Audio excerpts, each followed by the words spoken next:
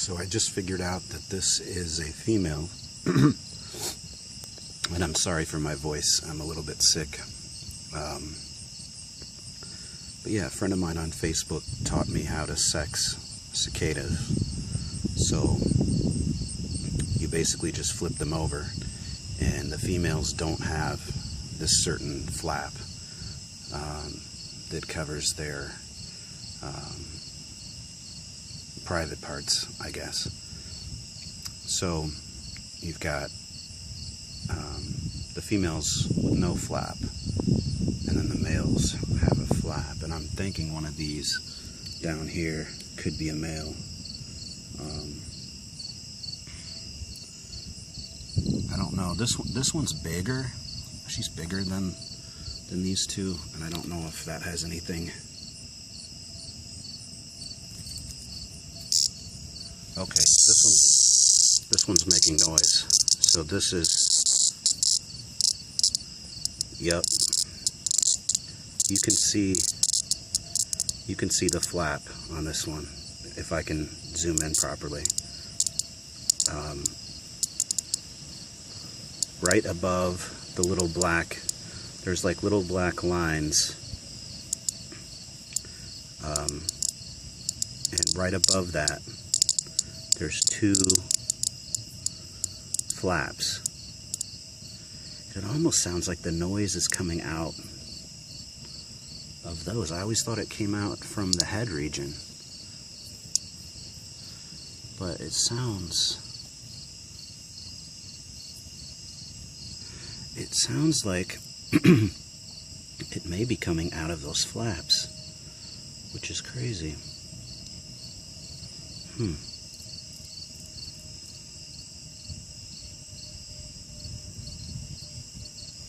Well, there you have a male for sure, because he was calling, and because he has the flaps.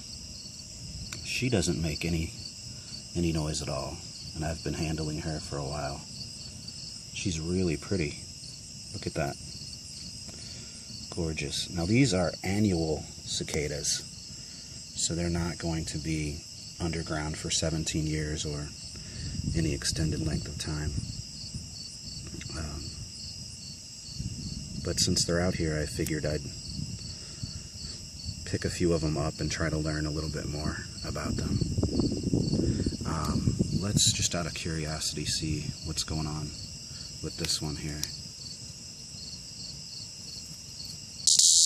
Yep, okay, this is another male. And at first I thought these two were trying to mate, the two that I just picked up last. But clearly, that's not what's going on. I don't know if it was some sort of a turf war, but you can see the two flaps on him too. And it's right above that black area. Let me see if I can use my finger to, boy, it's hard, but there's the black area, and then right above it are two flaps. And that could be something to do with the reproductive system, or it could be something to do with how they make the noise. And I don't think I'm hurting them, hurting their wings. I know some of you might think that I'm squeezing real hard, but I'm really not. So they seem to be fine once I let them go, and I don't know the proper way to pick them up without stressing them too much. I guess this is the best way. Just let them do their own thing and crawl around on you. But this doesn't seem to be hurting them or anything, so I'll just let him go like that. And the wings, you know, look exactly how they did when I picked them up. I didn't crunch them or anything, so I don't think there was any damage, even though they're like flailing a little bit to try and get away from me. Here's the other one that we already picked up. At night they don't appear so colorful until you put light on them.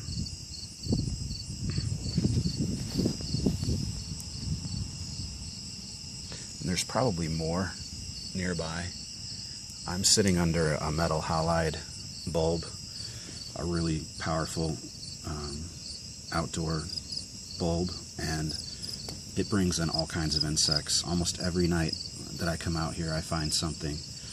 Last night I found the biggest praying mantis that I've ever found around here, and I found a cicada hanging out right by the well, there's another one.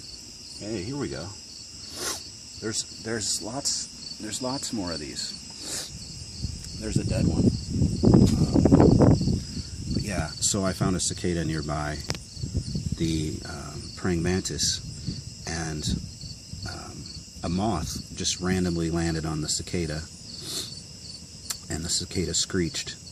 So I wrote on Facebook that I didn't know that they could vocalize in response to a stimulus like that.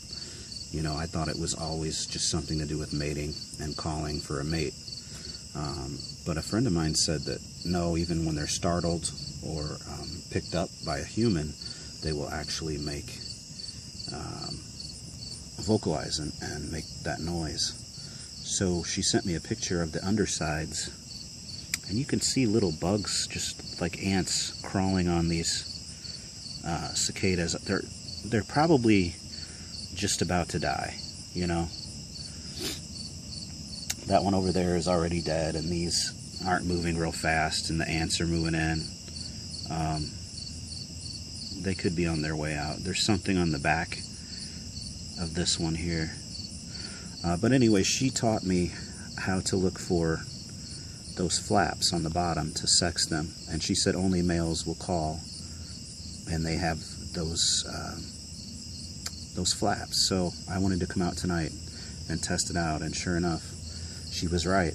Only the males were making the noise. So in the past, I had always been picking up females because I never heard them make any noise. Although I was picking up a different species. I was picking up the 17-year cicada. So yeah, hopefully this video is not too boring. I'll play it back, and if it's not too boring, I'll post it on Facebook for everybody to see. But now you can sex them if you want. Oh shoot! Well, hey, he's flipped over. That's a female. She doesn't have the flaps, and she seems like she's almost dead. Like, look.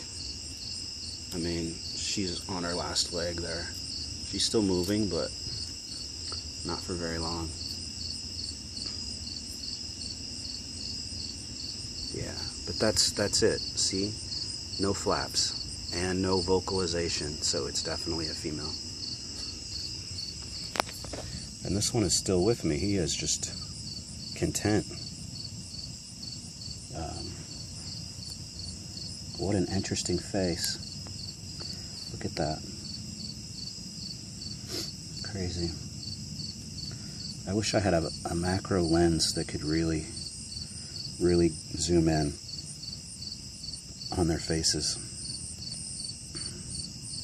I have a good macro, but it's not good enough to get really detailed on something this size. It's more for geckos and frogs and things like that. But yeah, just look at that.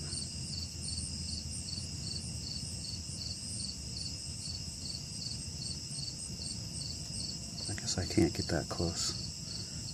There we go. Alright, that's my video.